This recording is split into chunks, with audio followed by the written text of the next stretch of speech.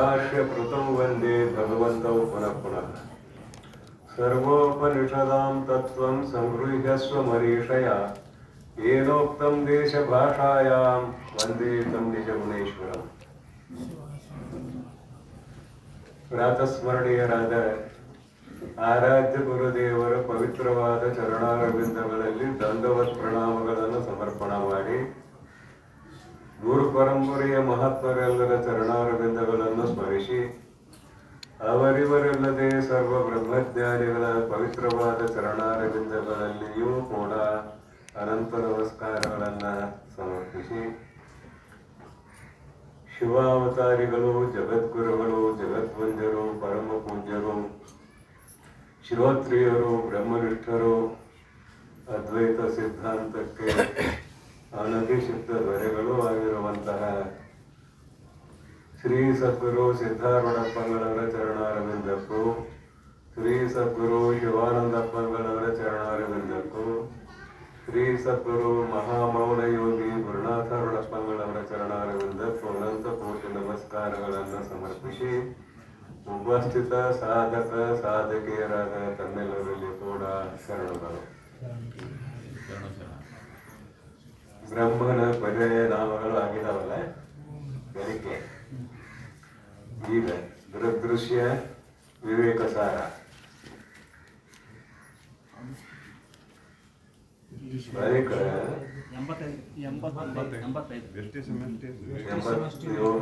87 ಆಗಿಲ್ಲ, 85 ಆಗ್ಬೇಕ್ರಿ. 85 ಆಗಬೇಕು. ಆಯ್ತು, ನೀವು ಯಾವ್ದು ಅಂತೀರ? ವ್ಯಷ್ಟಿ ಸಮಷ್ಟಿ ವಿವೇಕ, ಅಲ್ಲಿಯೇ ಭಾಳ ವಿಷಯ ಇಲ್ಲ. ವ್ಯಷ್ಟಿ ಸಮಷ್ಟಿ ಅದು ಶಬ್ದ ಅಷ್ಟೇ, ಶಬ್ದದ ಅರ್ಥ ಇರೋದು ಅಷ್ಟೇ, ಮಾಡ್ತೀನಿ. ಬಳಿಕ ವ್ಯಷ್ಟಿ ಸಮಷ್ಟಿ ಎಂಬವೇ ಈಶ್ವರರಿಗೆ ವಿಭಾಗ ಉಪಾಧಿಯಂ, ಅದರಲ್ಲಿ ಅನೇಕ ವೃಕ್ಷಗಳುಳ್ಳ ವನವು ಒಂದು ವನವಾಗಿ ತಿಳಿಯುವಂತೆ ಅನೇಕ ಜೀವರೆಲ್ಲರನ್ನು ತನ್ನ ಆತ್ಮರೆಂಬ ಅಭಿಮಾನವೇ ಈಶ್ವರಂಗೆ ಸಮಷ್ಟಿ ರೂಪಂ ಹೌದು. ಆ ವನದಲ್ಲಿ ಇದು ಒಂದು ವೃಕ್ಷವು ಇದು ಒಂದು ವೃಕ್ಷವು ಎಂದು ಬೇರೆ ಬೇರೆ ಕುರುಹಿಡುವಂತೆ ಭಿನ್ನ ಭಿನ್ನ ದೇಹಿತ್ವ ಅಭಿಮಾನವೇ ಜೀವನಿಗೆ ವ್ಯಕ್ತಿ ರೂಪ ಮತ್ತು ಎಲ್ಲ ಜೀವರುಗಳ ಸಮಷ್ಟಿ ಅಭಿಮಾನಿ ಪರಮಾತ್ಮ. ಒಂದೊಂದು ಶರೀರದ ಅಭಿಮಾನಿ ಜೀವಾತ್ಮ. ಈ ಎಲ್ಲ ಶರೀರಗಳು ಕೂಡಿ ನೋಡಿದಾಗ ಒಂದು ವನ ಅರಣ್ಯ ಇದ್ದಂತೆ. ಆ ಅರಣ್ಯದಲ್ಲಿರುವ ಬಿಡಿ ಬಿಡಿ ವೃಕ್ಷಗಳನ್ನು ನೋಡಿದಂತೆ ಇಲ್ಲಿ ಬಿಡಿ ಬಿಡಿ ಶರೀರಗಳನ್ನು ನೋಡುವವರು ಯಾರು? ಎಲ್ಲವನ್ನು ಒಂದು ವನದಂತೆ ನೋಡುವವರು ಯಾರು ಅಂದ್ರೆ ಎಲ್ಲವನ್ನು ಒಂದು ಅರಣ್ಯದಂತೆ ಅಥವಾ ವನದಂತೆ ನೋಡುವವರು ಪರಮಾತ್ಮ. ಇದು ಜೀವಾತ್ಮ, ನಾನು ಬೇರೆ ನೀನು ಬೇರೆ, ಅದು ಬೇರೆ ಇದು ಬೇರೆ, ಈ ದೃಷ್ಟಿಯಿಂದ ನೋಡುವಂತಹ ಜೀವಾತ್ಮನಿಗೆ ಇದು ವ್ಯಷ್ಟಿ ಅಂತ ಕರಿತೀವಿ. ಒಂದರಲ್ಲಿ ಅಭಿಮಾನ, ಸಮಷ್ಟಿ ಅಂದ್ರೆ ಎಲ್ಲದರಲ್ಲಿ ಅಭಿಮಾನ ಅಂತ ಇದಷ್ಟೇ ಈ ಹೆಡ್ಡಿಂಗದ ಅರ್ಥ. ಕೂಟಸ್ಥಾದಿ ವಿವೇಕ, ಇಲ್ಲಿ ಹೆಚ್ಚಿಗೆ ವಿಷಯ ಹೆಸರು ನಾಮ ಸಂಕೀರ್ತನ ಅಷ್ಟೇ ಇದೆ. ಕೂಟಸ್ಥಾದಿ ವಿವೇಕ ಮತ್ತಂ ವಿಶ್ವಾದಿ ಜೀವತ್ರಯ ಅಧಿಷ್ಠಾನ ಚೇತನನು ಸೂರ್ಯನು ಸ್ವಯಂ ಶಬ್ದಾರ್ಥನು ಸಾಕ್ಷಿಕನು ಪಾರಮಾರ್ಥಿಕ ಜೀವನು ಪ್ರತ್ಯಗಾತ್ಮನು ಅಂತರ್ಯಾಮಿ ಅನುಸಂಧಾತೃ ಅವಚ್ಛಿನ್ನ ಜೀವನು ತ್ವಂಪದ ಲಕ್ಷ್ಯಾರ್ಥಂ ಎಂಬಿವು ಕೂಟಸ್ಥನ ಪರ್ಯಾಯ ನಾಮಗಳು ಹಕ್ಕು. ಮತ್ತೆ ಮತ್ತಂ ವಿಶ್ವ ತೈಜಸ ಪ್ರಾಜ್ಞ, ಇವರು ಮೂರಂತೂ ಎಲ್ಲರಿಗೂ ನೆನಪಿರ್ತಾರೆ. ಜಾಗ್ರ ಸ್ವಪ್ನ ಸುಷುಪ್ತಿ.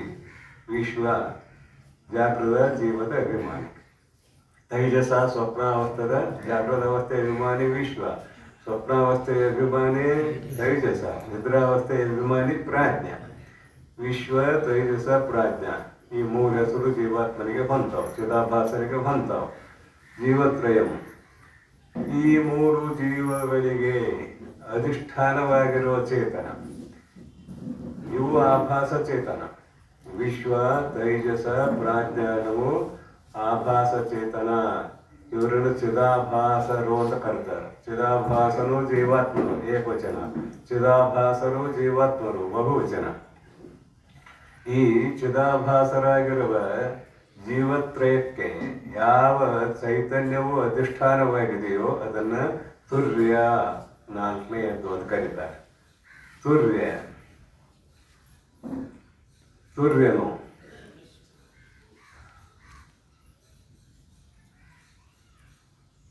ಅವನು ಸ್ವಯಂ ಶಬ್ದಾರ್ಥನು.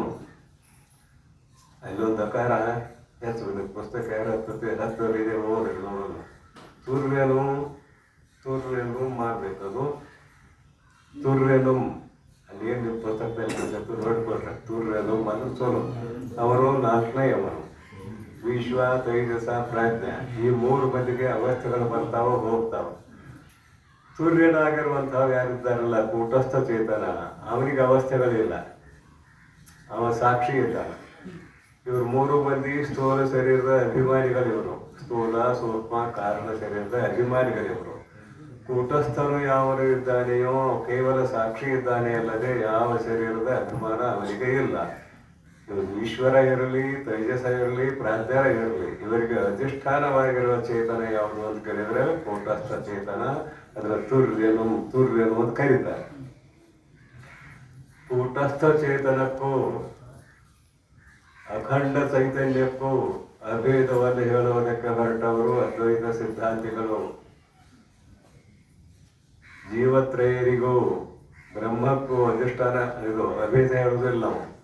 ಯಾಕಂದ್ರೆ ಉಪಾಧಿಗಳು ಕೂಡ್ಯಾವು. ಉಪಾಧಿಗಳು ಕೂಡಿದಾಗ ಅಭೇದದ ಸ್ಥಿತಿ ಆಗುವುದಿಲ್ಲ. ಉಪಾಧಿಗಳನ್ನು ನೀತಿಗಳಿಂದ ನೋಡಿದಾಗ ಜಾಗೃತ ಅವಸ್ಥೆಯ ಉಪಾಧಿ ಅಂತ ಇಟ್ಟುಕೊಂಡ್ವಿ. ಹಾಗೆ ಸ್ವಪ್ನಾವಸ್ಥೆ ಉಪಾಧಿ, ನಿದ್ರಾವಸ್ಥೆಯು ಕೂಡ ಉಪಾಧಿ. ಜಾಗೃತ ಅವಸ್ಥೆಯಲ್ಲಿ ಸತ್ವಗುಣ ಇದೆ, ಸ್ವಪ್ನಾವಸ್ಥೆಯಲ್ಲಿ ರಜೋಗುಣ ಇದೆ, ನಿದ್ರಾವಸ್ಥೆಯಲ್ಲಿ ತಮೋಗುಣ ಇದೆ. ಇಲ್ಲಿ ಮೂರು ಗುಣಗಳಿದಾವೆ. ಮೂರು ಗುಣಗಳ ಆಚೆಗೆ ಇರುವುದೇ ಅಖಂಡ ಚೈತನ್ಯ. ಶರೀರದಲ್ಲಿ ಅದನ್ನ ಏನಂತ ಕರೀತಾರೆ ಅಂದ್ರೆ ಕೂಟಸ್ಥ ಚೇತನ ಅಂತ ಕರೀತಾರೆ. ಚತುರ್ಥಂ ಶಿವಂ ಶಾಂತಂ ಅದ್ವೈತಂ ಚತುರ್ಥಂ ಮನ್ಯಂತೆ ಸ ಆತ್ಮ ಸ ವಿಜ್ಞೇಯ. ಕೇನೋಪನಿಷತ್ ಹೇಳ್ತದ ಶಿವಂ ಶಾಂತಂ ಅದ್ವೈತಂ ಚತುರ್ಥಂ ಮನ್ಯಂತೆ ಸಹ ಆತ್ಮ ಸಹ ವಿಜ್ಞೇಯ. ಇಲ್ಲಿ ತುರ್ಯ ಅಂದ್ರೆ ಚತುರ್ಥಂ ಅನ್ನುವ ಶಬ್ದದ ಅರ್ಥ, ತುರ್ಯ ಅನ್ನುವ ಶಬ್ದದ ಅರ್ಥ ಒಂದೇ. ತುರ್ಯನು ಸ್ವಯಂ ಶಬ್ದಾರ್ಥನು. ಇವನ ಹೆಸರು ಎಷ್ಟೆಷ್ಟು ಇದಾವ ಅಂತ ಕೇಳಿದ್ರೆ ಸ್ವಯಂ ಅನ್ನುವ ಶಬ್ದಕ್ಕೂ ತುರ್ಯನೇ ಅರ್ಥ. ಇವೆಲ್ಲ ಶಬ್ದ ಅವನುವ. ಸಾಕ್ಷಿಕನು, ಹಾಗೆ ಪಾರಮಾರ್ಥಿಕ ಜೀವನು. ಪಾರಮಾರ್ಥಿಕ ಜೀವನು ಅಂತ ಕರೆದ್ರೆ ಅವನ್ನ ಯಾಕಂತ ಕೇಳಿದ್ರೆ ಈ ಶರೀರದಲ್ಲಿ ಇದ್ದುಕೊಂಡು ಸಾಕ್ಷಿಯಾಗಿರುವುದರಿಂದ ಇವನನ್ನ ಸಾಕ್ಷಿಕನು. ಅವಿದ್ಯಾ ಉಪಹಿತ ಚೇತನನು ಆಗಿರುವುದರಿಂದ ಸಾಕ್ಷಿಕನು. ಜೀವನು ಅವಿದ್ಯಾವಚ್ಛಿನ್ನ ಆಗ್ತಾನೆ. ಸಾಕ್ಷಿ ಅವಿದ್ಯಾವಚ್ಛಿನ್ನ ಆಗುವುದಿಲ್ಲ. ಅವಿದ್ಯೋಪಹಿತ ಚೇತನ ಹಿಂದೊಂದ್ಸಲ ಬಂದದಿದೆ, ನೆನಪಿಡ್ರಿ. ಅವಿದ್ಯೋಪಹಿತ ಚೇತನನು ಸಾಕ್ಷಿ. ಉಪಹಿತ ಚೇತನ ಅಂದಾಗ ಅವಿದ್ಯೆಗೂ ಅವರಿಗೂ ಸಂಬಂಧವೇ ಇರುವುದಿಲ್ಲ. ಅದು ಉಪಹಿತ ಚೇತನ ಅಂತ ಕರೆಸ್ಕೊಳ್ತಾರೆ. ನೈಯಾಯಿಕ ಒಂದು ಮಾತು ಹೇಳ್ತಾನೆ, ಶ್ರೋತ್ರೇಂದ್ರಿಯ ಅಂತ ಯಾವುದಕ್ಕೆ ಕರಬೇಕು ಅಂದ್ರೆ ಈ ಕರ್ಣ ಷಷ್ಕುಲ್ಯ ಅವಚ್ಛಿನ್ನ ಆಕಾಶವೇ ಶ್ರೋತ್ರೇಂದ್ರಿಯ ಅಂತ ಕರೀತಾನ. ಕರ್ಣ ಷಷ್ಕುಲ್ಯ ಅವಚ್ಛಿನ್ನ ಆಕಾಶ ಅಂದ್ರೆ ಕಿವಿಯ ಒಳಭಾಗದಲ್ಲಿ ಏನು ಬಯಲಿದೆಯಲ್ಲ ಅದನ್ನೇ ಅವನು ಕಿವಿ ಅಂತ ಕರೀತಾನ, ಶ್ರೋತ್ರ ಅಂತ ಕರೀತಾನ, ಶ್ರೋತ್ರೇಂದ್ರಿಯ ಅಂತ ಕರೀತಾನ. ಯಾಕಂದ್ರ ಇಲ್ಲಿ ಅವಹಿತ ಈ ಕಿವಿಯನ್ನು ಉಪಾಧಿ ಇದ್ದದ್ರಿಂದ ಆಕಾಶವನ್ನ ಶ್ರೋತ್ರ ಅಂತ ಕರೆದ. ಹಾಗೆ ಅವಿದ್ಯಾ ಉಪಹಿತವಾಗಿರುವುದರಿಂದ ಬ್ರಹ್ಮಚೇತನವನ್ನು ಇಲ್ಲಿ ಕೂಟಸ್ಥ ಚೇತನ ಅಂತ ಕರೆದ್ರು. ತಿಳಿಯುವುದಕ್ಕಾಗಿ ದೃಷ್ಟಾಂತ ನ್ಯಾಯಶಾಸ್ತ್ರದ್ದು. ಇಲ್ಲಿ ಕೂಟಸ್ಥ ಚೇತನ ಯಾಕಂದ್ರು, ಅವಿದ್ಯಾ ಉಪಹಿತ ಯಾಕಂದ್ರು, ಅಖಂಡ ಚೇತನ ಅಲ್ಲಿಗೆ ಬರ್ತಿರ್ಲಿಲ್ಲೇನ. ಅಖಂಡ ಚೇತನ ಅಂದೀವಿ ಅಂದ್ರೆ ಏನಾಗ್ತದೆ, ಮೊದಲು ತತ್ವಮಸಿ ಮಹಾವಾಕ್ಯದ ಅರ್ಥವನ್ನು ಹೇಳುವಾಗ ದುರುಕ್ತಿ ದೋಷ ಬರ್ತದೆ. ಅದಕ್ಕೆ ಇಲ್ಲಿ ಅಖಂಡ ಚೇತನ ಅನ್ನೋದಿಲ್ಲ. ಅವಿದ್ಯಾ ಉಪಹಿತ ಚೇತನನು ಕೂಟಸ್ಥನು, ಇವೆಲ್ಲ ಅವನ ಹೆಸರ. ಸ್ವಯಂ ಶಬ್ದಾರ್ಥನು, ಸ್ವಯಂ ಶಬ್ದಾರ್ಥನು, ಸಾತ್ವಿಕನು, ಪಾರಮಾರ್ಥಿಕ ಜೀವನು. ಏನ್ ಮಾಡಿದ್ರು? ಜೀವನಿಗೆ ಒಂದು ವಿಶೇಷಣ ಕೊಟ್ಟರು. ಪಾರಮಾರ್ಥಿಕ ಜೀವನು ಅಂದ್ರೆ ಯಥಾರ್ಥವಾದ ಚೈತನ್ಯವೇ ಆಗಿದ್ದರೂ ಕೂಡ ಅಲ್ಲಿ ಅವಿದ್ಯಾದ ಉಪಾಧಿ ಇರುವುದರಿಂದ ಪಾರಮಾರ್ಥಿಕ ಜೀವನು ಅಂತ ಕರೆದ್ರು, ಉಪಾಧಿ ಇದ್ದದ್ರಿಂದ. ಪ್ರತ್ಯೇಗಾತ್ಮನು, ಪ್ರತ್ಯಕ್ ಅಂದ್ರೆ ಒಳಗೆ, ಪೃಥಕ್ ಅಂದ್ರೆ ಬೇರೆ ಶಬ್ದಾರ್ಥ. ಪ್ರತ್ಯಕ್ ಅಂದ್ರೆ ಒಳಗೆ, ಪ್ರತ್ಯಕ್ ಅಂದ್ರೆ ಬೇರೆ ಅಂತ ಅರ್ಥ ಅಲ್ಲ, ಪೃಥಕ್ ಅಂದ್ರೆ ಬೇರೆ ಅಂತ ಅರ್ಥ. ಪ್ರತ್ಯೇಗಾತ್ಮನು, ಪ್ರತ್ಯಕ್ ಅಂದ್ರೆ 5 ಕೋಶದ ಒಳಗಿರುವವನು. ಅನ್ನಮಯ ಕೋಶ, ಮನೋಮಯ ಕೋಶ, ಪ್ರಾಣಮಯ ಕೋಶ, ವಿಜ್ಞಾನಮಯ ಕೋಶ, ಆನಂದಮಯ ಕೋಶ, ಅದರ ಆಚೆಗೆ ಒಳಗೆ ಇರುವವನು. ಬ್ರಹ್ಮಪುಚ್ಛಂ ಪ್ರತಿಷ್ಠಾ. ಅನ್ನಮಯ, ಮನೋಮಯ, ಪ್ರಾಣಮಯ, ವಿಜ್ಞಾನಮಯ, ಆನಂದಮಯ 5 ಕೋಶಗಳನ್ನು ಬೇರ್ಪಡಿಸಿದಾಗ ಒಳಗೆ ಇರುವಂತಹ ಯಾವ ಚೈತನ್ಯವು ಇದೆಯೋ ಅದು ಕೂಟಸ್ಥ ಚೇತನ ಅಂತ ಕರೆಸ್ಕೊಳ್ತದೆ. ಪ್ರತ್ಯಕ್ ಅಂದ್ರೆ ಒಳಗೆ. ಪ್ರತ್ಯೇಗಾತ್ಮನು ಅಂತರ್ಯಾಮಿ. ಅಂತರ್ಯಾಮಿ ಶಬ್ದದ ಬಗ್ಗೆ ಹೇಳಲಾಗಿದೆ. ಎಲ್ಲರ ಶರೀರದಲ್ಲಿ ಇರೋವನು ಅಂತರ್ಯಾಮಿ. ಅಲ್ಲಿ ಇನ್ನೊಂದು ರೀತಿಯಿಂದ ಅರ್ಥ ಮಾಡಿದ್ದಾರೆ. ತತ್ವ ಸಾಕ್ಷಾತ್ಕಾರ ಮಾಡಿಕೊಂಡವನು ಅಖಂಡ ಚೇತನ. ತತ್ವ ಸಾಕ್ಷಾತ್ಕಾರ ಮಾಡಿಕೊಳ್ಳಲಾರದವನು ಜೀವಚೇತನ. ತತ್ವ ಸಾಕ್ಷಾತ್ಕಾರ ಆಗಿದೆ, ಅದು ದೃಢ ಆಗದೇ ಇರುವಾಗ ಆ ಕಡೆ ಬ್ರಹ್ಮಚೇತನನೂ ಆಗಲಿಲ್ಲ, ಈ ಕಡೆ ಜೀವಚೇತನ ಹಾಗೆಯೂ ಉಳಿಲಿಲ್ಲ. ಎರಡರ ಮಧ್ಯದಲ್ಲಿರುವಾಗ ಅಂತರಾತ್ಮನು ಅಂತ ಹೆಸರು ಕೊಟ್ಟಿದ್ದಾರೆ ಶಾಸ್ತ್ರಕಾರರು. ಅಂತರಾತ್ಮನು ಇದು ಒಂದು ಅರ್ಥ ಸಾಧಕರಿಗೆ. ಇನ್ನು ಆತ್ಮ ಕೂಟಸ್ಥ ಚೇತನಿಗೂ ಆತ್ಮನಿಗೂ ಭೇದ ಇಲ್ಲ. ಇವನೂ ಕೂಡ ಅಂತರಾತ್ಮನು ಅಂತ ಕರಿಬಹುದು, ತಪ್ಪೇನಿಲ್ಲ. ಆದರೆ ಸದ್ಯಕ್ಕೆ ಅಂತರಾತ್ಮ ಯಾರು ಅಂದ್ರೆ ಸಂಪೂರ್ಣ ಜ್ಞಾನ ಆಗಿಲ್ಲ. ಹಾಗೈತಿ ಜ್ಞಾನ ದೃಢ ಆಗಿಲ್ಲ, ಸಂಪೂರ್ಣ ಅಜ್ಞಾನಿ ಅಲ್ಲ, ಮಧ್ಯ ಅವಸ್ಥೆಯಲ್ಲಿರುವವನು ಅಂತರಾತ್ಮನು. ಅನುಸಂಧಾತೃ, ಇವನು ಅನುಸಂಧಾನ ಮಾಡುವುದಕ್ಕೆ ಯೋಗ್ಯನಾಗಿದ್ದಾನೆ. ಏನು ಅನುಸಂಧಾನ? ತನ್ನ ಸ್ವರೂಪವನ್ನು ತಾನು ಅನುಸಂಧಾನ ನಿಧಿಧ್ಯಾಸನ ಮಾಡುವುದಕ್ಕೆ ಯೋಗ್ಯನಾಗಿದ್ದಾನೆ. ಅನುಸಂಧಾತೃ. ಇನ್ನು ಅವಚ್ಛಿನ್ನ ಜೀವನು. ಅವಚ್ಛಿನ್ನ ಜೀವನು ಘಟಾವಚ್ಛಿನ್ನ ಆಕಾಶ ಅಂತ ಕರಿತೇವೆ. ಎಲ್ಲ ದೃಷ್ಟಾಂತ ಸಾಕಷ್ಟು ಸಲ ಬಂದತೆ. ಘಟದ ಹವನ ದೇಶದಲ್ಲಿರುವ ಬಯಲಿಗೆ ಏನಂತೀರಿ? ಘಟಾಕಾಶ ಅಂತ ಕರಿತೀವಿ. ಮಹಾಕಾಶಕ್ಕಿಂತಲೂ ಅದು ಬೇರೆ ಅಲ್ಲ. ಆದರೂ ಕೂಡ ಘಟ ಅನ್ನುವ ಉಪಾಧಿ ಎಲ್ಲಿಯವರೆಗೆ ಇರುತ್ತದೆ ಅದು ಘಟಾಕಾಶ.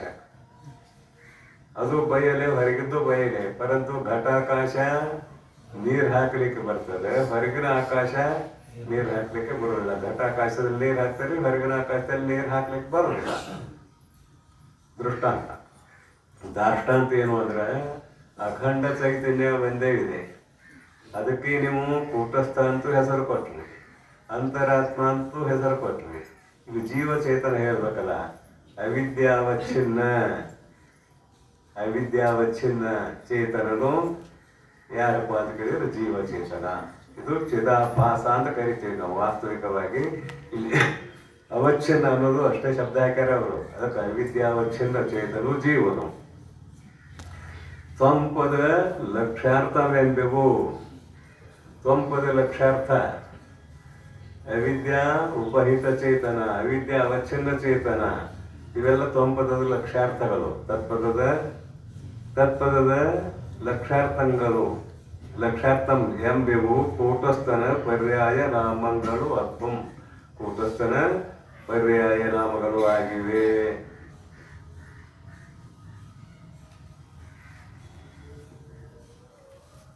ಈಗ ಬ್ರಹ್ಮನ ಪರ್ಯಾಯ ನಾಮಗಳನ್ನು ಹೇಳ್ತಾರೆ. ಅಖಂಡ ಚೇತನದ ಏನೇನು ಕರೀತಾರೆ ನೋಡೋಣ. ಮತ್ತಮ, ಅಂತರ್ಯಾಮಿ ಮೊದಲಾದ ಈಶ್ವರ ತ್ರಯಕ್ಕೆ ಅಧಿಷ್ಠಾನ ಪರಬ್ರಹ್ಮ. ಮತ್ತಂ ಮತ್ತೆ. ಅಂತರಾತ್ಮ ಅಂತರ್ಯಾಮಿ ವಿರಾಟ, ಹಿರಣ್ಯಗರ್ಭ, ಅಂತರ್ಯಾಮಿ. ವಿರಾಟ, ಹಿರಣ್ಯಗರ್ಭ, ಅಂತರ್ಯಾಮಿ ಅಂತ 3 ಹೆಸರು ಈಶ್ವರನಿಗೆ ಕೊಟ್ಟಾರ. ಮತ್ತಮ ಅಂತರ್ಯಾಮಿ ಮೊದಲಾದ ಅನ್ನೋದ್ರಿಂದ ವೈಶ್ವಾನರ, ಹಿರಣ್ಯಗರ್ಭ, ಅಂತರ್ಯಾಮಿ, ಸೂತ್ರಾತ್ಮ ಅಂತೂ ಕೂಡ ಕರೆತೇವೆ. ಅಂತರ್ಯಾಮಿಯನ್ನು ಸೂತ್ರಾತ್ಮ ಅಂತೂ ಕೂಡ ಕರೆತೇವೆ. ಇಲ್ಲಿ ವಿಶ್ವ, ತೈಜಸ, ಪ್ರಾಜ್ಞರು ಇದ್ದಂತೆ ವಿರಾಟ, ಸೂತ್ರಾತ್ಮ, ಹಿರಣ್ಯಗರ್ಭ. ಹಾಗಾದ್ರೂ ತಗೊಳ್ರಿ, ಹೀಗಾದ್ರೂ ತಗೊಳ್ರಿ. ಮೊದಲಾದ ಈಶ್ವರ ತ್ರಯಕ್ಕೆ ಪರಮಾತ್ಮನ 3 ಹೆಸರುಗಳಿವು. ಈಶ್ವರ ತ್ರಯಕ್ಕೆ ಅಭಿಮಾನ ಪಟ್ಟದ್ರಿಂದ ಈಶ್ವರ ತ್ರಯ. ಸಕಲ ಸ್ಥೂಲ ಶರೀರಗಳ ಅಭಿಮಾನವನ್ನು ಪಟ್ಟಾಗ ಏನದ? ವಿರಾಟಾದ. ಸಕಲ ಸೂಕ್ಷ್ಮ ಶರೀರಗಳ ಅಭಿಮಾನಿ ಆದಾಗ ಹಿರಣ್ಯ ಗರ್ಭ ಆದ. ಸಕಲ ಕಾರಣ ಶರೀರಗಳ ಅಭಿಮಾನಿ ಆದಾಗ ಸೂತ್ರಾತ್ಮ ಆದ ಅನ್ನುವಂಥ ಅಭಿಪ್ರಾಯ. ಈ ಈಶ್ವರ ತ್ರಯಕ್ಕೆ ಅಧಿಷ್ಠಾತೃ ಯಾರು ಅಂತ ಕೇಳಿದ್ರೆ ಪರಬ್ರಹ್ಮ. ಅಖಂಡ ಚೈತನ್ಯ ಒಂದೇ ಐತ್ ನಮ್ಮಲ್ಲಿ. ಅಖಂಡ ಚೈತನ್ಯ ಒಂದೇ ಐತ್ ನಮ್ಮಲ್ಲಿ. ಇಷ್ಟೆಲ್ಲ ಹೆಸರು ಯಾಕೆ ಬಂದು ಅಂತ ಕೇಳಿದ್ರೆ ಅಭಿಮಾನದಿಂದ ಇಷ್ಟೆಲ್ಲ ಹೆಸರು ಬಂದು ಅಂತಿದ್ರ ಅಭಿಪ್ರಾಯ, ಮತ್ತೇನಲ್ಲ. ಒಂದೇ ಅಖಂಡ ಚೈತನ್ಯ, ಮತ್ತೆ ಇಷ್ಟೆಲ್ಲ ಹೆಸರು ಯಾಕಂತ ಕೇಳಿರಿ. ಅಖಂಡ ಚೈತನ್ಯ ಉಪಾಧಿಗೆ ಅಧೀನವಾಗಿ ಹೆಸರುಗಳನ್ನು ಪಡೆದುಕೊಳ್ಳುತ್ತದೆ. ವಿರಾಟ, ಹಿರಣ್ಯಗರ್ಭ, ಸೂತ್ರಾತ್ಮ ಅಥವಾ ಅಂತರ್ಯಾಮಿ ಏನ್ರಿ, ಸೂತ್ರಾತ್ಮ ಅನ್ರಿ, ಇವೆಲ್ಲ ಪರ್ಯಾಯ ಪದಗಳು. ಪರಬ್ರಹ್ಮ, ಪರತತ್ವ, ಇವಕ್ಕೆಲ್ಲ ಅಧಿಷ್ಠಾತೃ ಚೇತನ ಯಾವುದು ಅಂತ ಕೇಳಿದ್ರೆ ಪರಬ್ರಹ್ಮ, ಪರತತ್ವ. ಅಂದ್ರೆ ಆ ಪರಬ್ರಹ್ಮ ಪರತತ್ವವೇ ಉಪಾಧಿಗೆ ಅಧೀನವಾಗಿ ಹೀಗೆ ಹೆಸರನ್ನು ಪಡೆದುಕೊಂಡಿದೆ ಅಂತಿದ್ರ ಅಭಿಪ್ರಾಯ, ಮತ್ತೇನಲ್ಲ.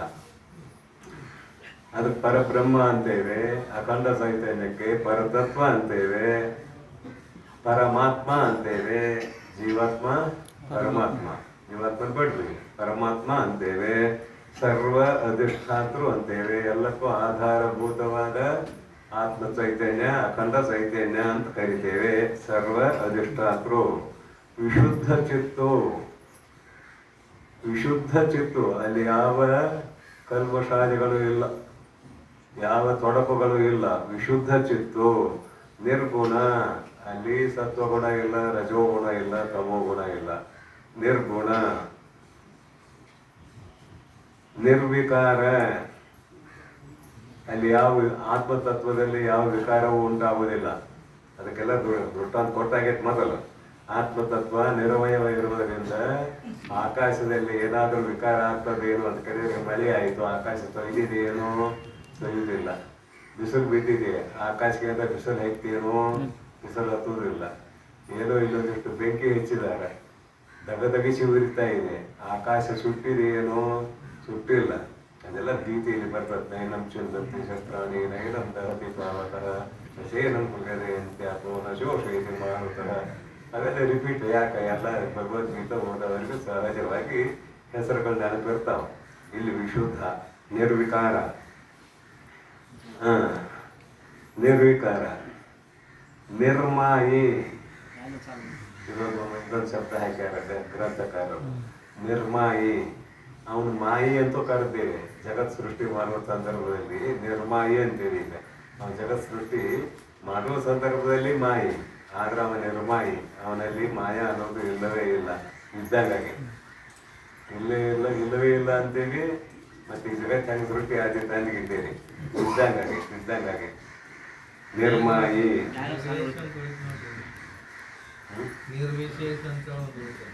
ನಿರ್ವಿಕಾರ, ನಿರ್ಮಾಯಿ. ನಿಮ್ ಪುಸ್ತಕದಾಗ ಏನಂತ ಇಲ್ಲಿ ಓದಾಕತ್ತೇನೆ, ಸಮೀಪ ಬಂದು ಹೇಳ. ಅಲ್ಲಿ ಕುಂತ ಹೇಳಿದ್ರೆ ಆಗೋದಿಲ್ಲ. ಅದ ಎಲ್ಲಾರ ಕುಂತ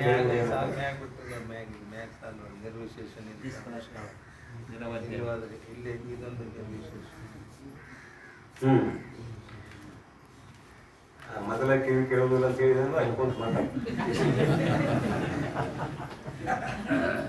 ನಿರ್ವಿಶೇಷ. ಆಯ್ತಪ್ಪ, ಯಾವ ವಿಶೇಷವೂ ಅವನಲ್ಲಿ ಇಲ್ಲ. ನಿಷ್ಕಳ, 16 ಕಲೆಗಳು ಅವನಲ್ಲಿ ಇಲ್ಲ. 16 ಕಲೆಗಳು ಅವನಲ್ಲಿ ಇಲ್ಲ. ನಿರ್ವಿಶೇಷ. ನಿರವಧ್ಯ. ನಿರವಧ್ಯ ಅಂದ್ರೆ ಯಾವ ದೋಷಗಳು ಅವನಲ್ಲಿಲ್ಲ. ನಿರಂಜನ, ಮಾಯಾರಹಿತನು. ಶಬ್ದ ಅನೇಕ, ಅದು ಇವೆಲ್ಲ ಪರ್ಯಾಯ ಪದ. ನಿರಂಜನ, ಅಸಂಗ, ಅಸಂಗೋ ಹಿ ಅಯಂ ಪುರುಷ, ಅವನು ಯಾವುದಕ್ಕೂ ಅಂಟುವವನು ಅಲ್ಲ. ನಿರುಪಪ್ಲವ ಆನಂದ, ನಿರುಪಪ್ಲವ ಆನಂದ, ದುಃಖ ಬೆರೆಯಲಾರದ ಆನಂದ. ನಮ್ಮ ನಿಮ್ಮೆಲ್ಲ ವಿಷಯಾನಂದ ಮೊದಲಾದವುಗಳು ದುಃಖ ಬೆರೆತಿರುವ ಆನಂದಗಳು. ಆತ್ಮ ಆನಂದ ಸ್ವರೂಪ, ಅಲ್ಲಿ ಯಾವ ದುಃಖದ ಲವಲೇಶವೂ ಇಲ್ಲ. ನಿರುಪಪ್ಲವ ಆನಂದ. ಈ ದುಃಖ ಬೆರೆಯಲಾರದ ಸುಖ ಯಾರಾದರೂ ಅನುಭವಿಸಿದ್ರೆ ಹೇಳ್ರಿ ಒಂದಿಷ್ಟು ನೋಡೋಣ. ದುಃಖ ಬೆರೆಯಲಾರದ ಸುಖ ಅನುಭವಿಸಿದವರು ಯಾರಾದರೂ ಇದ್ದರೆ ಕೈ ಎತ್ತಬಹುದು. ಸುಖ ದುಃಖ ಕೂಡಿಸಿಕೊಂಡ ಬಂದತಿ. ಸುಖ ವಿಷಯಜನ್ಯ ಸುಖ. ಆತ್ಮ ಸುಖ ವಿಷಯಜನ್ಯ ದುಃಖದಂತೆ ಬೆರೆತು ಬಂದಿಲ್ಲ. ವಿಷಯಜನ್ಯ ಸುಖ ದುಃಖ ಬೆರೆತಂತೆ ದುಃಖ ಬೆರೆತು ಬಂದಿಲ್ಲ. ನಿರುಪಪ್ಲವ ಆನಂದ, ನಿರ್ವಿಕಾರ, ಯಾವ ವಿಕಾರ ಇಲ್ಲ. ಆಕಾಶದಾಯ್ತು. ನಿರ್ಮಾಯಿ, ಮಾಯೆ ಬಲ್ಲಾತಿಗೆ ಬೀಜದಂತೆ ಎಂದು ಪರಮಾನುಭವದಲ್ಲಿ ದೃಷ್ಟಾಂತ ಕೊಟ್ಟ. ಈ ಮಾಯೆ ಇದೆಯಲ್ಲ, ಆತ್ಮನ ಹೊರಗೂ ಇಲ್ಲ, ಆತ್ಮನನ್ನು ಬಿಟ್ಟ ಆತ್ಮನ ಹೊರಗೂ ಇಲ್ಲ, ಆತ್ಮನನ್ನು ಬಿಟ್ಟು ಒಳಗೂ ಇಲ್ಲ. ಬಲ್ಲಾತಕ್ಕೆ ಬೀಜದಂತೆ. ಗೇರು ಹಣ್ಣು ನೋಡಿದವರಿಗೆ, ಗೋಡಂಬಿ ಮರದ ಹಣ್ಣು ನೋಡಿದವರಿಗೆ ಗೊತ್ತಾಗ್ತದೆ. ಗೋಡಂಬಿ ಬೀಜ ಹೊರಗಿರ್ತದೆ, ಹಣ್ಣ ಒಳಗಿರ್ತದೇನ ಇಲ್ಲ. ಒಳಗೆ ನಕ ಬರುವುದಿಲ್ಲ, ಹೆಂಗ ನಕ ಬರ್ತದೆ. ಆ ಗೋಡಂಬಿ ಬೀಜ ಒಳಗೂ ಇಲ್ಲ, ಪೂರ ಹೊರಗನೂ ಇಲ್ಲ. ಅದಕ್ಕಾಗಿ ದೃಷ್ಟಾಂತ ಏನು ಕೊಟ್ಟರು, ಬಲ್ಲಾತಕ್ಕೆ ಬೀಜದಂತೆ ಅಂತ. ನಿರ್ವಿಕಾರ, ನಿರ್ಮಾಯಿ. ಆ ಮಾಯಿ ಹಿಂಗಿದೆ ನೋಡ್ರಿ ಆತ್ಮನಲ್ಲಿ, ಹೊರಗೂ ಅಲ್ಲ ಒಳಗೂ ಅಲ್ಲ. ನಿರುಪದ್ರವ, ನಿದ್ರೆ ಹೆಚ್ಚಾಗಿ ಏನು ಉಪದ್ರತ್ರಿ? ಏನು ಉಪದ್ರ ಇಲ್ಲ. ಅಲ್ಲಿ ಯಾಕೆ ಉಪದ್ರ ಇಲ್ಲ ಅಂದ್ರೆ ಬ್ರಹ್ಮದಲ್ಲಿ ಹೋಗಿ ಮುಳುಗಿದೀವಿ. ದಿನಾಲು ನಾವು ಬ್ರಹ್ಮದಲ್ಲಿ ಹೋಗಿ ಮುಳುಗುತ್ತೇವೆ. ಅಹರಹ ಬ್ರಹ್ಮ ಗಚ್ಚಂತಿ. ಸಕಲ ಜೀವರಾಶಿಗಳು ದಿನಾಲು ನಿದ್ರಾವಸ್ಥೆಯಲ್ಲಿ ಬ್ರಹ್ಮದಲ್ಲಿ ಮುಳುಗುತ್ತವೆ. ಇದು ಅಭ್ಯಾಸ, ಹೇಳಿದ್ದನ್ನ ಹೇಳೋದು. ಮೊನ್ನೆ ಹೇಳಿದ್ರಲ್ಲ ಇದನ್ನ, ಬ್ರಹ್ಮದಲ್ಲಿ ಹೋಗಿ ಮುಳುಗುತ್ತಾವಂತ ಮತ್ತೆ ಇವತ್ತು ಹೇಳಕತ್ತಿರಲ್ಲ ಅಂತ ಕೇಳಿದ್ರೆ, ಹೇಳಿದ್ದನ್ನೇ ಹೇಳುವುದು, ಹೇಳಿದ್ದನ್ನೇ ಕೇಳುವುದು, ಹೇಳಿದ್ದನ್ನೇ ಹೇಳಿ ಸುಖಿಸುವುದು. ಶರಣರ ಹೇಳಿಕೆಯ ಬೇರೆ ಸರ್ವಜ್ಞ ಅಂತ ಸರ್ವಜ್ಞ ಇದ್ರ ಬಗ್ಗೆ ಹಾಡಿದ. ಹೇಳಿದ್ದನ್ನೇ ಹೇಳೋದು. ಇಷ್ಟು ಸಲ ಹೇಳಿದ್ರು ಉಳಿ ಬಂದಲ್ಲ. ಇಷ್ಟು ಸಲ ಹೇಳಿದ್ರು, ಇಷ್ಟು ಸಲ ಕೇಳಿದ್ರು ಉಳಿ ಬಂದಲ್ಲ. ಮತ್ತು ಉಳಿದ್ರೆ ಯಾಕೆ ಹೇಳಿದ್ದನ್ನೇ ಹೇಳ್ತಿದ್ರು ಅವರು. ಅದಕ್ಕೆ ಆತ್ಮತತ್ವ ಅತೀಂದ್ರಿಯವಾಗಿರುವುದರಿಂದ ಬೇರೆ ಬೇರೆ ರೀತಿಯನ್ನು ತೆಗೆದುಕೊಂಡು ಬಂದು ಅದೇ ವಿಷಯವನ್ನು ಪರ್ಯಾಯ ನಾಮಗಳಿಂದ ಹೇಳುವುದು ಶಾಸ್ತ್ರದ ಮರ್ಯಾದೆ. ನಿರುಪದ್ರವ, ಅದೇ ಹೇಳಿದ್ದೆಲ್ಲ ನಿಮ್ ದೃಷ್ಟಾಂತ. ನಿದ್ರಾವಸ್ಥೆಯಲ್ಲಿ ಯಾವ ಉಪದ್ರ ಇದೆ ನಿಮಗೆ? ನಿದ್ರೆ ಎತ್ತಿದಾಗ ಯಾವ ಉಪದ್ರವೂ ಇಲ್ಲ. ಯಾಕೆ? ಬ್ರಹ್ಮದಲ್ಲೇ ಮುಳುಗಿದ್ದೀವಿ. ಸತ್ತ ಮಾತ್ರ ಕೇವಲ ಸದ್ರೂಪ, ಕೇವಲ ಸದ್ರೂಪ, ಯಾವಾಗಲೂ ಇರುವಂಥದ್ದು ಅಂತ ಅದರ ಅಭಿಪ್ರಾಯ. ತಿಳಿಸಾಕ ಸಮಯ ಒಂದು ದಿನ ಅಂದ್ರೆ ಇಲ್ಲ, ಸಮಯ ಇಲ್ಲ. ಕಾಲ ಅಂತಂದ್ರೆ ಮತ್ತೆ ಸಮಯವೇ ಕಾಲ. ಕಾಲ ಐತಂದ್ರೆ ವೈದಾತ್ಯತೆ ಬರ್ತದ. ತಿಳಿಸುವ ದೃಷ್ಟಿಯಿಂದ ಸತ್ತ ಮಾತ್ರ ಕೇವಲ ಇರುವಿಕೆ. ಸತ್ಯ ನೋಡ್ರಿ, ಸತ್ತ ಮಾತ್ರ ಅಂತ ಬರೋದು ಮತ್ತು ಸತ್ಯ ಅಂತ ಬರೋದು. ಈ ಸತ್ಯ ಶಬ್ದಕ್ಕೆ, ಸತ್ತ ಮಾತ್ರಕ್ಕೆ ಯಾವಾಗಲೂ ಇರುವುದು ಅಂತ ಸತ್ತ ಮಾತ್ರಕ್ಕೆ ಅರ್ಥ ಆಯ್ತು. ಸತ್ಯ ಅನ್ನೋದಕ್ಕೆ ಏನು ಅರ್ಥ ಮಾಡ್ತೀರಿ ಅಂದ್ರೆ, ಯದ್ರೂಪೇಣ ಯನ್ನಿಶ್ಚಿತಂ ತದ್ರೂಪಂ ನ ವಿಕರೋತಿ ಯತ್ ತತ್ ಸತ್ಯಂ. ಯಾವ ರೂಪದಿಂದ ಯಾವ ವಸ್ತುವು ಹೀಗೆ ಇದೆ ಎಂದು ಹೇಳಲ್ಪಟ್ಟಿದೆಯೋ ಆ ವಸ್ತುವಿನ ಆ ರೂಪವು ಕೆಡದೆ ಹೋದರೆ ಅದು ಸತ್ಯ ಅಂತ ಇದ್ರ ಹೆಸರ. ಇದು ಬೆಳಕೊಂದು ರೂಪ ಇದ್ದಿದ್ದಕ್ಕೆ ನಂದ ಸೇರೆ ತಗೊಳ್ಳಿ, ನಿಮಗೆ ಬೇಡ. ಈಗ ಬದಲಾಗೈತಿಲ್ರ? ಬದಲಾಗಿ ನಾನು ಸೇರಿದ ಹೆಂಗ ಬದಲಾಗೈತೇಮೋ ಹಂಗ ಬದಲಾಗ್ಯಾವ. ಮತ್ತೆ ಬೆಳಗ್ಗೆ ಇದ್ದದ್ದು ಈಗ ಹೋಗ್ತೇನ ಇಲ್ಲ. ಒಂದು ಮನುಷ್ಯನ ಆಕಾರ ಕೊಟ್ಟಿದ್ದೇವೆ ಕರೆ ಇದಕ್ಕೆ, ಆದ್ರೆ ವಿಕಾರ ಹೊಂದತ್ತಿದ್ದು ಬದಲಾಗ್ತೈತಿದ್ದು. ಆತ್ಮತತ್ವ ಬದಲಾಗೋದು ಅಲ್ಲ, ಯಾವಾಗಲೂ ಇರುವುದು. ಆಮೇಲೆ ಯಾವ ರೂಪದಿಂದ ಶಾಸ್ತ್ರ ಹೇಳ್ತದಲ್ಲ ಆತ್ಮತತ್ವ ಅಖಂಡ ನಿರ್ಗುಣ ನಿರಾಕಾರ. ಆ ಸ್ವರೂಪದಿಂದ ಎಂದೂ ಚ್ಯುತಿ ಹೊಂದಲಾರದ್ದು ಯಾವುದು ಅದು ಸತ್ಯ. ತತ್ವದ ಲಕ್ಷ್ಯಾರ್ಥ ಕೊನೆಗೆ ತತ್ವದ ಲಕ್ಷ್ಯಾರ್ಥಂ ಎಂಬಿವು. ತತ್ವದ ಲಕ್ಷ್ಯಾರ್ಥ ಭಾಗತ್ಯಾಗ ಲಕ್ಷಣ ಬಂದಾಗ ಆಗಿದೆ. ತತ್ವದ ಲಕ್ಷ್ಯಾರ್ಥಂ ಎಂಬಿವು ಮೊದಲಾದವೇ ಅದ್ವೈತ ಬ್ರಹ್ಮ ಪರ್ಯಾಯ ನಾಮಗಳು ಅಕ್ಕುಂ. ಅದ್ವೈತ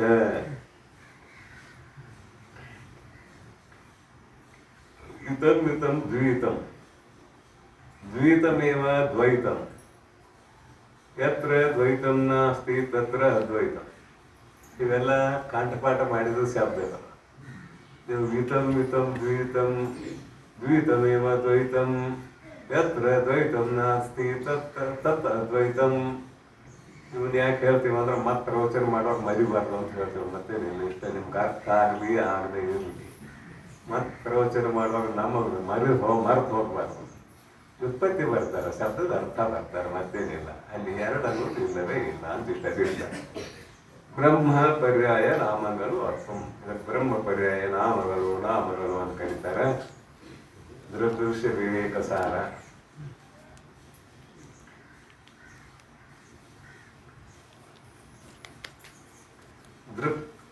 ದೃಶ್ಯ ಎರಡೇ ಪದಾರ್ಥ ಅಂತ ಹೇಳಿದ್ದಾರೆ ವೇದಾಂತ ದಿಂಡಿಮ ಪುಸ್ತಕದಲ್ಲಿ. ಒಂದು ಅದ್ವೈತ, ಇನ್ನೊಂದು ದ್ವೈತ. ಎರಡೇ ಪದಾರ್ಥ. ಬಳಿಕ ಆ ಎರಡು ಪದಾರ್ಥದಲ್ಲಿ ಒಂದು ವಿಕಾರ ಹೊಂದ್ಕೊಂತ ಹೋಗ್ತದೆ, ಇನ್ನೊಂದು ವಿಕಾರ ಹೊಂದೋದಿಲ್ಲ. ಮತ್ತೆ ಅದೇ ವಿಷಯ. ಒಂದು ಆತ್ಮತತ್ವವೇ ಹಾಗೆ ಜಗದ್ರೂಪವಾಗಿ ತೋರ್ತದೆ. ಇದನ್ನೇ ಯಾಕೆ ಉದ್ದಾಲಕ ಮಹರ್ಷಿಗಳು ಶ್ವೇತಕೇತುವಿಗೆ ಕೇಳಿದರು. ಒಂದನ್ನು ತಿಳಿದರೆ ಎಲ್ಲವನ್ನು ತಿಳಿದಂತೆ ಆಗಬೇಕು, ಒಂದನ್ನು ಕೇಳಿದರೆ ಎಲ್ಲವನ್ನು ಕೇಳಿದಂತೆ ಆಗಬೇಕು, ಒಂದನ್ನು ಮರಣ ಮಾಡಿದರೆ ಎಲ್ಲವನ್ನು ಮರಣ ಮಾಡಿದಂತೆ ಆಗಬೇಕು, ಒಂದನ್ನು ತಿಳಿದರೆ ಎಲ್ಲವನ್ನು ತಿಳಿದಂತೆ ಆಗಬೇಕು. ಇದನ್ನು ನೀನು ನಿನ್ನ ಗುರುಗಳಿಂದ ತಿಳಿದುಕೊಂಡು ಬಂದೆಯ ಅಂತ ಕೇಳಿದಾಗ ನಾನು ಭಾಳ ಹೋಯ್ದವನು ಅನ್ನುವ ಅಹಂಕಾರದಿಂದ ಜರ ಹೋಗಿಬಿಟ್ಟು ಶ್ವೇತಕೇತು ಹೋಯ್ತು. ಕತೆ ಮಾತಾಡೋದು ಹೇಗೆ ಚೆಟ್ಟೋತಲ್ಲ. ಒಂದು ದೃಷ್ಟಾಂತ ಕೊಟ್ಟಾಗ, 3 ದೃಷ್ಟಾಂತ ಕೊಟ್ಟಾಗ. ಒಂದು ಮಣ್ಣು, ಒಂದು ಕಬ್ಬಿಣ, ಇನ್ನೊಂದು ಬಂಗಾರ ಚೆಟ್ಟುಕೊಂಡಿರ್ತಾರೆ. ದೃಷ್ಟಾಂತ ಕೊಟ್ಟಾಗ ಬಳಿಕ ಹೇಳ್ತಾರೆ, ಒಂದು ವಿಷಯ ನೆನಪು ಮಾಡಿದ್ದೀನಿ ಅಷ್ಟೇ. ಬಳಿಕ ಮೃತ್ತಿಕೆಯು ಒಂದೇ ನಾಮರೂಪಗಳೆಂ ಘಟಾದಿ ಬಹುಭೇದವಾದಂತೆ. ಒಂದೇ ಮೃತ್ತಿಕೆ ಮಣ್ಣ. ಈಗೆಲ್ಲ ಈ ದೃಷ್ಟಾಂತ ಕೊಡೋದು ಕಷ್ಟ ರೀ. ನಾವು ಮಣ್ಣಿನ ಪಾತ್ರೆಗಳನ್ನ ಬಳಸೋರೇ ಇಲ್ಲಲ್ಲ.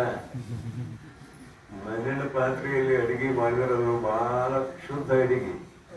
ನನ್ನ ಕಲ್ಮಶ ಏನೂ ಬಿಡುವುದಿಲ್ಲ. ಮಣ್ಣಿನ ಪಾತ್ರೆ ಏನೂ ಕಲ್ಮಶ ಬಿಡುವುದಿಲ್ಲ. ಅದು ಯಾಕಂದ್ರೆ ಮೊದಲು ಸುಟ್ಟು ಶುದ್ಧ ಆಗಿರ್ತದೆ ಅದು ಮಣ್ಣು. ನನ್ನ ಕಲ್ಮಶ ಏನೇನೂ ಬಿಡುವುದಿಲ್ಲ. ಅದ್ರಾಗ ನೀವು ಮೊಸರನ್ನು ಮಾಡಿ ನೋಡ್ರಿ, ಅದು ಎಷ್ಟು ರುಚಿ ಇರ್ತದೆ ಅನ್ನೋದು ಗೊತ್ತಾಗತ್ತೆ. ಇದೆಲ್ಲ ಸ್ಟೀಲ ಹೆಚ್ಚಾಗಿ.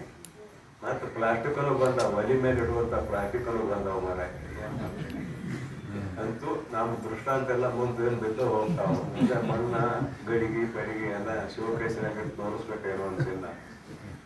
ಅಂತೂ ಮಣ್ಣಿನ ಪಾತ್ರೆಯಲ್ಲಿ ನೀವು ಏನೇ ಮಾಡಿದ್ರು ಶುದ್ಧ, ತನ್ನ ಕಲ್ಮಶವನ್ನು ಬಿಡುವುದಿಲ್ಲ.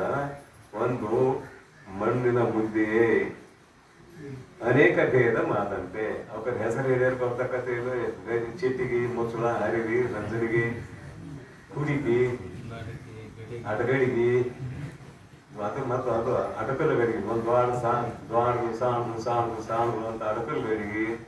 ಈಗ ಅಡಕಲು ಗಡಿಗೆ ಯಾರು ಮನೆಯಾಗ ನಾವು ಎಲ್ಲ ಹೊರತು ತಮ್ಮ ದೇಶಕ್ಕೆ ನಾವು ದೃಷ್ಟಾಂತ ಕೊಡ್ತಿದ್ದೀವಿ. ಆ ಮೇಲಿನ ಗಡಿಗೆ ಯಾವನೇ ಹೇಳಿದಂತ ಆ ಮೇಲಿನ ಗಡಿಗೆ ಮತ್ತೆ ಅದನ್ನ ಹಿಡ್ಕೊಂಡು ಕೆಳಗಿನ ಗಡಿಗೆವರೆಗೆ ಒಂದೇ ಪೆಟ್ಟಿಗೆ ಬೆಳಿಬೇಕು ಅಂತ ಹೇಳಿದಂತ ನಾವು ಕೂತ ಹಿಂಗೆ ಮ್ಯಾಲ ಬಡದಂತ ಒಂದು 4 ಹೊಡೆದು ಕೆಳಗಿನ ಹೊಡಿಲಿಲ್ಲ. ಇನ್ನೊಬ್ಬ ಬಂದ ಕೆಳಗಿನ ಗಡಿಗೆ ಬಡದ ಬೆತ್ತು ಎಲ್ಲ ತಾವು ಹೊಡೆದು ನೀವು ದೃಷ್ಟಾಂತದ್ದು ಕೊಡ್ತಿದ್ರು ಹಿರಿಯರ. ಈಗ ಇಲ್ಲಿ ಕೊಡೋದ ದೃಷ್ಟಾಂತ ಅದಕ್ಕೆ ಗಡಿಗೆನ ನೋಡಿಲ್ಲಲ್ಲ, ಎಲ್ಲಿ ದೃಷ್ಟಾಂತ ಕೊಡೋದು ಹೇಳ್ರಿ. ಅದಕ್ಕೆ ಇಲ್ಲಿ ಬರುತ್ತಾರು ಘಟಾದಿ ನಾಮ ಮೃತ್ತಿಕೈ ಒಂದೇ ಮಣ್ಣು ಒಂದೇ ನಾಮ ರೂಪಗಳೆಂ. ನಾಮ ರೂಪ ಬೇರೆ ಅವಕ್ಕ ಬೇರೆ ಬೇರೆ ಆಕಾರ ಬಂದು ಬೇರೆ ಬೇರೆ ರೂಪ ಆಯ್ತದು, ಬೇರೆ ಬೇರೆ ಹೆಸರು ಬಂದು ಅನೇಕ ಹೆಸರು ಆದವು. ನಾಮ ರೂಪಗಳೆಂ ಘಟಾದಿ ಬಹುಭೇದವಾದಂತೆ. ಘಟ ಮುತ್ತಲ ಅರಿವಿ ನಜರಿಗೆ ಹೇಳಿದ್ದೆಲ್ಲ ಪರ್ಯಾನ ಬಹುಭೇದವಾದಂತೆ. ಮನೆ ರೊಟ್ಟಿ ಮಾಡೋರೆಲ್ಲ ಮಣ್ಣಿನ ಹಂಚಿಟ್ಕೊತಿದ್ರು, ಕಟ್ಟದ ಹಂಚಿರ್ತಿರ್ಲಿಲ್ಲ, ಅದ್ರಾಗ ರುಚಿ ಆಗೋದಿಲ್ಲ ರೊಟ್ಟಿ ಅಂತ ಹೇಳಿ ಮಣ್ಣಿನ ಹಂಚಿತ್ತು ಮೊದಲ ಅಡುಗೆ ಮಾಡೋರ ಮನ್ಯಾಗ. ಈಗ ಎಲ್ಲಿದೆಯಾ ಆ ಪಾತ್ರೆನೇ ಇಲ್ಲ ಗೊತ್ತಿಲ್ಲ ಅದಕ್ಕೆ ಮಣ್ಣಿನ ಹಂಚು. ಎರಡನೇದು ಸುವರ್ಣ ಒಂದೇ ಕೇವಲ ಬಂಗಾರ ಒಂದೇ, ಅದು ಅನೇಕ ಆಭರಣವಾದಂತೆ. ಅನೇಕ ಆಭರಣವಾದಂತೆ ಸುವರ್ಣ ಒಂದೇ. ಇಲ್ಲೆಲ್ಲೂ ಆಭರಣ ಇಟ್ಕೋತೇವೆ ನೋಡಪ್ಪರೆಲ್ಲ ಹೆಸರು ನೇಮ ಹೇಳ್ರಿ. ಅದ್ರಾಗ ನಿಮ್ಗೆ ನಗಿಸ್ಬೇಕಂದ್ರೆ ಏನೇನೋ ಹೇಳ್ತಿರ್ತಾರೆ ಶಾಸ್ತ್ರಕಾರರು. ನೀವು ಅವನ್ನೆಲ್ಲ ನೆನಪು ಮಾಡಿಕೊಡ್ರಿ. ಶಾಸ್ತ್ರ ನಡೆದ್ರೆ ಇದಿಷ್ಟೇ ಹೋಗ್ಲಿ. ವಾಚಾರಂಭನದಿಂ ನುಡಿ ಮಾತ್ರದಿಂದ. ಕಟಕ ಮಕುಟಾದಿ. ಕಟಕ ಮಕುಟಾದಿ. ಕಟಕ ಕಟಕ ಮಕುಟಾದಿ ತಲೆ ಮೇಲೆ ಇರುವಂತ ಕಿರೀಟ. ಇನ್ನು ಉಳಿದು ಎಲ್ಲ ಏನೇನೋ ಹೇಳ್ತಾರೆ, ತಾಲೂಕಾ ಜಿಲ್ಲಾ ಅದು ಇದು ಎಲ್ಲ ಹೂವ ಬುಗುಡಿ ಏನೇನೋ ಹೆಸರಿದ್ದು. ಈಗೆಲ್ಲ ಹೊಸ ಹೊಸ ಹೆಸರ ತಾಲೂಕಾ ಜಿಲ್ಲಾ ಪಲ್ಲ ಎಲ್ಲ ಬಂದ. ಬೋಳ್ಸರ ಅಂತ ಮೊದಲಿತ್ತು, ಟೀಕಿ ಅಂತ ಮೊದಲಿತ್ತು. ಇನ್ನೇನೋ ಆ ಜಾಗದಾಗ ಚಪಲ್ ಹಾರ್ಬೋದು. ಹೆಸರು ಬೇರೆ ಬೇರೆ ಅಂತ ನಾಗೆಲ್ಲ ಬರ್ತದೆ. ಮತ್ತೆ ಹೆಸರು ಬೇರೆ. ಎಷ್ಟು ಸುಂದರ ಹೆಸರು ಅಂತ ನೋಡೋದು, ಚಪ್ಪಲ್ ಹಾರ ಸುಂದರರಾಜ ಅಂತೂ ಅದೆಲ್ಲ ಬಂಗಾರನ. ಕಟಕ ಮಕುಟಾದಿ ಹಲವು ಆಭರಣವಾದಂತೆ. ಒಂದೇ ಬಂಗಾರ ಹಲವು ಆಭರಣವಾದಂತೆ. ಒಂದೇ ಮಣ್ಣು ಹಲವು ಘಟಾದಿಗಳು ಆದಂತೆ. ಜಲ ಒಂದೇ. ಇಲ್ಲಿ ನೀರಿನ ದೃಷ್ಟಾಂತ ಕೊಟ್ಟಿದ್ದಾರೆ ಇವರು. ಅಲ್ಲಿ ಕಬ್ಬಿಣದ ದೃಷ್ಟಾಂತ ಕೊಟ್ಟಿದ್ದಾರೆ ಚಂದ ಗೊತ್ತಿರ್ತೇನೆ. ಇವರು ನೀರಿನ ದೃಷ್ಟಾಂತ ಕೊಟ್ಟಿದ್ದಾರೆ. ಒಂದೇ ನೀರು ವಾಯು ವಶದಿಂ. ಸಮುದ್ರದ ದಾಟಿ ಹೋಗೋನಿಗೆಲ್ಲ ಮನಸ್ಸಿನಿಂದ ಸಮುದ್ರದ ದಾಟಿ ಹೋಗ್ರಿ. ಯಾರ್ಯಾರು ಸಮುದ್ರ ನೋಡಿದಿರಿ ಅವ್ರ ಸಮುದ್ರದ ತಡದಲ್ಲಿ ನೋಡ್ರಿ. ಟಿವಿಯಾಗೆಲ್ಲ ತೋರಿಸ್ತಾರೆ ಸಮುದ್ರದು. ಆದ್ರೆ ಅದರ ಹತ್ರ ಹೋಗಿ ನಿಂತು ನೋಡಿದಾಗ ಬೇರೆ ಇರ್ತದೆ. ಅದ್ರ ಹತ್ರ ಹೋಗಿ ನಿಂತು ನೋಡ್ಬೇಕು. ನಿಂತು ನೋಡಿದಾಗ ಹೇಳ್ತಾರೆ ವಾಯು ವಶದಿಂ.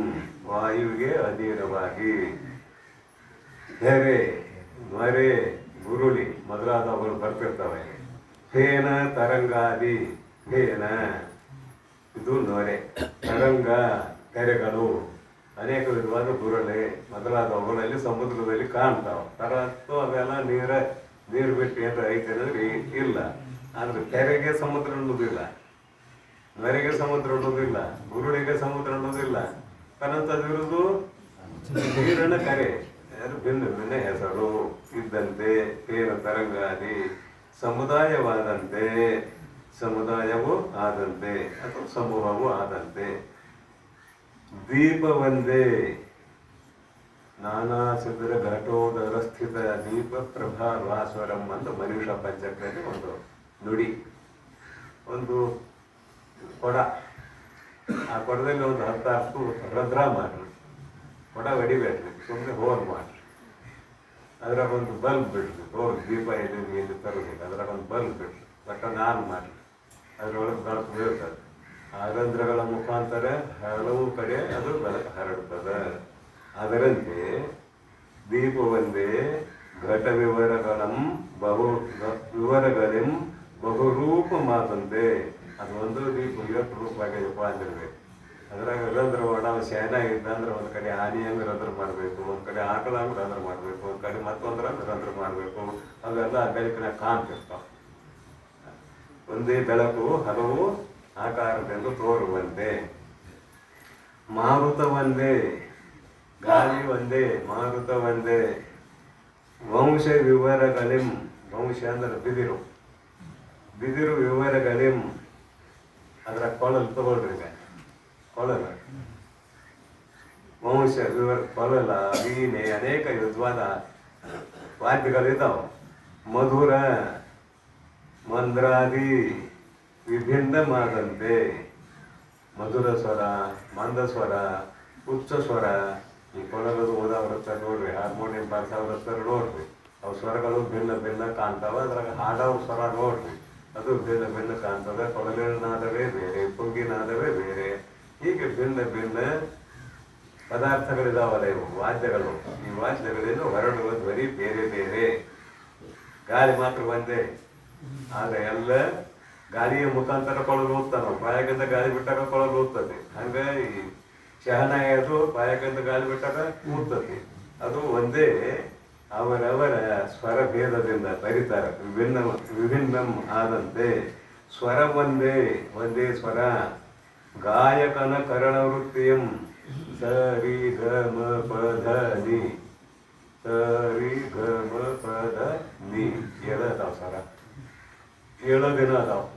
ಸೂರ್ಯನ ಕುದುರೆ ಕೂಡ 7 ಅದಾವ, ಬಣ್ಣವು ಕೂಡ 7 ಅದಾವ. 7 ದಿನದ ಉದಯದೋಳು ದಿನ 7 ಅದಾವ. 7 ಜನ್ಮದ ಪಾಪ ಪರಿಹಾರ, ನಮ್ಗೆ ಜನ್ಮ 7 ಅದಾವ. ಭಾನುವಾರ ಹುಟ್ಟಿರ್ಬೋದು, ಚಂದ್ರವಾರ ಹುಟ್ಟಿರ್ಬೋದು. 2 ಸಲ ಹುಟ್ಟಿನ 7 ದಿನದಾಗ ಹುಟ್ಟಬೇಕಲ್ಲ. ಅದಕ್ಕೆ 7 ದಿನದಾಗ ಸಾಹಿತಿ ಅಂತ ಹೇಳಿದ್ರಂತ ಪರೀಕ್ಷಿತ್ ರಾಜನಿಗೆ. 7 ದಿನದಾಗ ಸಾಹಿತಿ ಅಂತ ಕೂಡಲೇ ಅವನ್ನೆಲ್ಲ ಬಿಟ್ಟುಕೊಟ್ರೆ ಶುಕ ಮಹರ್ಷಿ ಹತ್ತಿರ ಹೋಗಿ ಭಾಗವತ್ ಪುರಾಣಕ್ಕೆ ಕೃತಾರ್ಥ ಆದ ಅಂತ. ಶರೀರದ ದೃಷ್ಟಿಯಿಂದ ಮಣ್ಣು ಹೇಳಿದೆ, ನಾವು ಯಾರೂ ಸಾಯವರಲ್ಲ. ಇವತ್ತು ಹೇಳ್ತೇನೆ, ನಾವೆಲ್ಲರೂ ಸಾಯವರ. ಯಾವ ದೃಷ್ಟಿಯಿಂದ? ಶರೀರದ ದೃಷ್ಟಿಯಿಂದ, ಒಳಗಿರುವ ಚೈತನ್ಯದ ದೃಷ್ಟಿಯಿಂದ ನಾವ್ಯಾರೂ ಸಾಯವರಲ್ಲ. ತಪ್ಪು ತಿಳ್ಕೊಂಡಿದ್ದೇವೆ. ಅಜೀವ ನಿತ್ಯ ಶಾಶ್ವತ ವಯಂ ಪುರಾಣೋ ನಂದಿತೆ ಅನ್ಯ ಮಾನೇ ಶರೀರೆ. ಆತ್ಮತತ್ವಕ್ಕೆಂದು ಹಾನಿ ಇಲ್ಲ, ಸಾವು ಇಲ್ಲ. ಅಂತೂ 7 ದಿನ 7 ಸ್ವರ. ಸುಮ್ಮನೆ ಸ್ವಲ್ಪ ನಾಟ ಬೇರೆ ಬೇರೆ ಮಾತುಗಳಿರಲಿ ಅಂತ ಹಾಕಿದ್ದೀರಿ ಅವರು, ಮತ್ತೇನಿಲ್ಲ. ಗಾಯಕನ ಕರ್ಣವೃತ್ತಿಯಂ ನಾನಾ ರಾಗಮಾದಂತೆ. ಮೊದಲ 32 ರಾಗ ಇದ್ವು ಅಂತ್ರಿ ದೇವ್ರ. 32 ರಾಗ 32 ಇದ್ವು ಅಂತ. ಇಲ್ಲೇನು 1000 ರಾಗಗಳ ಮಗ ಅವರವರ ಪಾಂಡಿತ್ಯದಿಂದ. ಗಗನ ಒಂದೇ, ಆಕಾಶ ಒಂದೇ. ಗೃಹಾದಿ ಉಪಾಧಿಯಿಂದ ಅನೇಕ ಮಾದಂತೆ. ಗೋಡೆಗಳೆಂಬ ಉಪಾಧಿಯಿಂದ ಅನೇಕ ಮಾದಂತೆ. ಅನೇಕ ಮನೆಗಳ ಆದಂತೆ. ಆಕಾಶ ಅನೇಕ ಆಗೈತೆ ಅನ್ನೋದು ಆಗಿಲ್ಲ, ಅನೇಕ ಮಾದಂತೆ. ವಾದ್ಯ ಭೇದತೆ ಹಲವು ಬಗೆಯಾದಂತೆ. ವಾದ್ಯಗಳು ಅನೇಕ ಥರ ಇದಾವಲ್ಲ, ಒಂದು ಥರ ಇಲ್ಲ, ಅನೇಕ ಥರ ವಾದ್ಯಗಳು. ಆ ಭಜನ ಮೇಳದಲ್ಲಿ ನೋಡ್ರಿ, ಕರೆಂಟ್ ಮದ್ದು ಬಾರಿಸುವಲ್ಲಿ ನೋಡ್ರಿ, ಈ ಸಿನಿಮಾ ರಂಗದವ್ರು ಬಾರಿಸುವಲ್ಲಿ ನೋಡ್ರಿ. ಅನೇಕ ವಿಧವಾದ ವಾದ್ಯಗಳು ಭೇದಂತೆ. ಹಲವು ವಾದ್ಯ ಭೇದತೆ ಹಲವು ಬಗೆಯಾದಂತೆ. ನಭ ಒಂದೇ. ಇದೆಲ್ಲ ಆಕಾಶದಲ್ಲಿ ಹುಟ್ಟುದು ಧ್ವನಿ. ಈ ವಾದ್ಯಗಳ ಧ್ವನಿ ಏನಿದೆಯಲ್ಲ ಆಕಾಶದಲ್ಲಿ ಹುಟ್ಟುದು, ಗಾಳಿಯಿಂದ ಹುಟ್ಟುವ ಧ್ವನಿಗಳನ್ನು ಹೇಳಿ ಆಯಿತು. ಸಂಗೀತ ಕ್ಷೇತ್ರಕ್ಕೆ ಸಂಬಂಧಪಟ್ಟದ್ದು. ಈಗ ನಗಾಗಿ ಬಾರಿಸ್ತೀರಪ್ಪ, ಅಲ್ಲಿ ಧ್ವನಿ ಉಂಟಾಗ್ತದ. ಇದೇನು ಉಂಟಾಗ್ತದಂದ್ರೆ ಆಕಾಶದಲ್ಲಿ ಉಂಟಾಗ್ತದ ಧ್ವನಿ. ಶಬ್ದ ಗುಣಕರ್ಮ ಆಕಾಶ. ಶಬ್ದ ಗುಣ ಉಳ್ಳದ್ದು ಆಕಾಶ. ಎಲ್ಲ ಶಬ್ದಗಳು ಆಕಾಶದಲ್ಲಿ ಉಂಟಾಗ್ತಾವ. ಈಗ ಇಲ್ಲಿ ಬಾಯಾಗ ಶಬ್ದ ಉಂಟಾಗ್ಬೇಕಲ್ಲ, ಶಬ್ದ ಉಂಟಾಗ್ಬೇಕಂದ್ರೆ ಇಲ್ಲಿ ಕೊಳ್ಳು ಭಾಗ ಬೇಕು. ಕೊಳ್ಳು ಭಾಗ ಇಲ್ಲಾಂದ್ರೆ ಶಬ್ದ ಇಲ್ಲಿ ಉಂಟಾಗ್ತೈತಿ. ಕೊಳ್ಳು ಭಾಗ ಇದ್ದಾಗ ಶಬ್ದ ಉಂಟಾಗ್ತದೆ. ಅನೇಕ ವಿಧವಾದ ಶಬ್ದಗಳು, ಒಂದೇ ತರ ಇಲ್ಲ, ಅನೇಕ ವಿಧವಾದ ಶಬ್ದಗಳು ಹಲವು ಬಗೆಯಾದಂತೆ. ನಭ ಒಂದೇ. ಇದಾಯ್ತದ, ಶಬ್ದಗಳ ಬಗೆ ಆಯ್ತದ. ಈಗ ಹಲವು ಬಗೆಯಾದಂತೆ.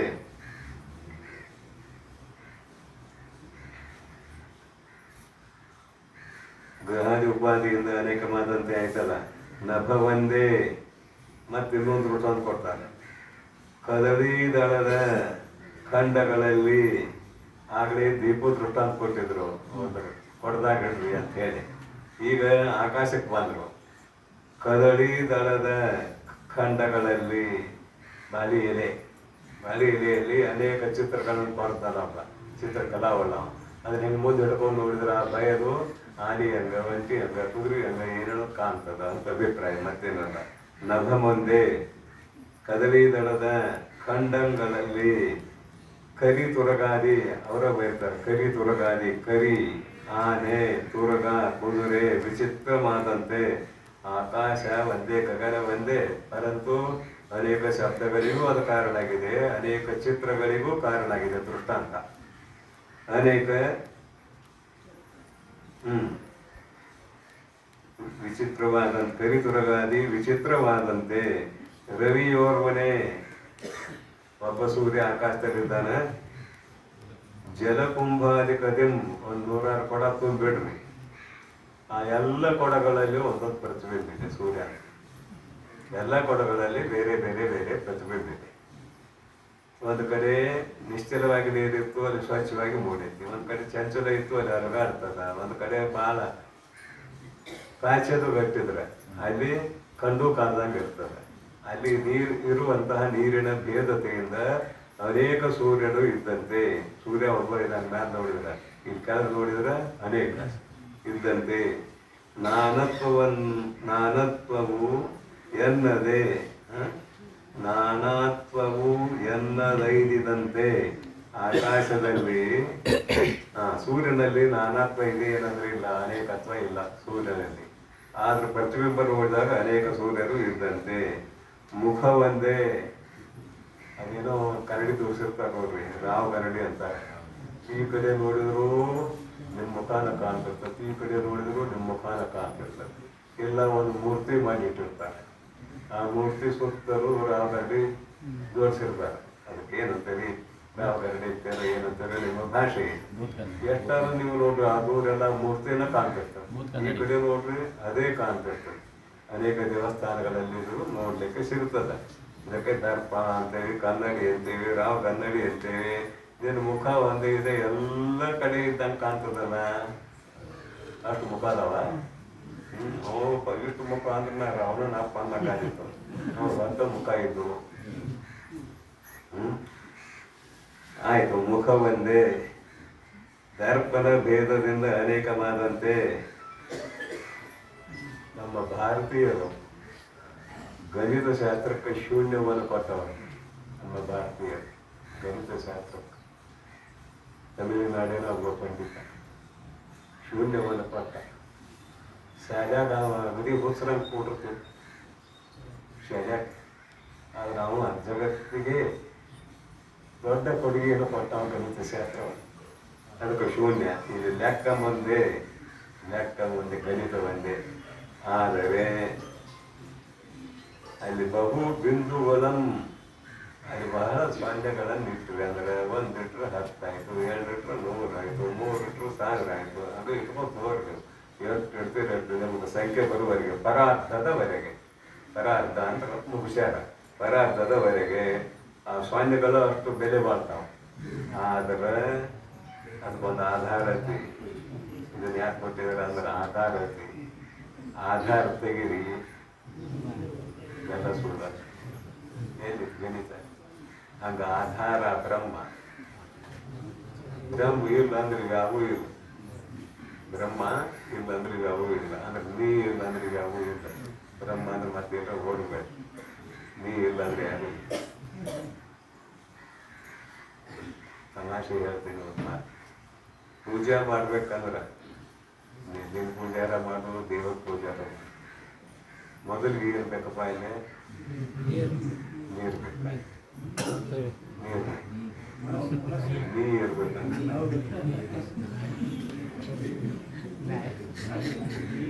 ನೀರು ಬೇಕಲ್ಲ, ನೀ ಇರಬೇಕು. ನೀ ಸವರ್ಣ ಸಂಧಿ ನೀ ನೀ ಆಯ್ತದೆ. ಬರ್ರ ಐತಿ.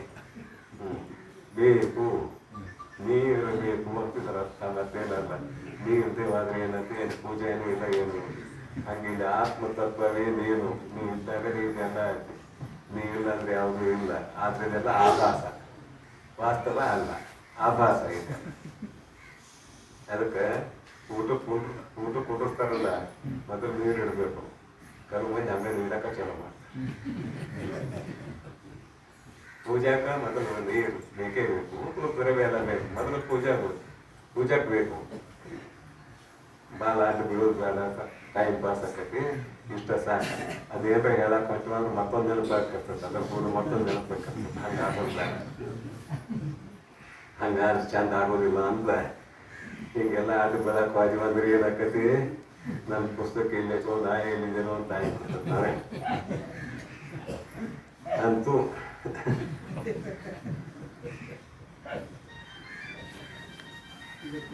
ಬಂದಪ್ಪ ಮಗಳ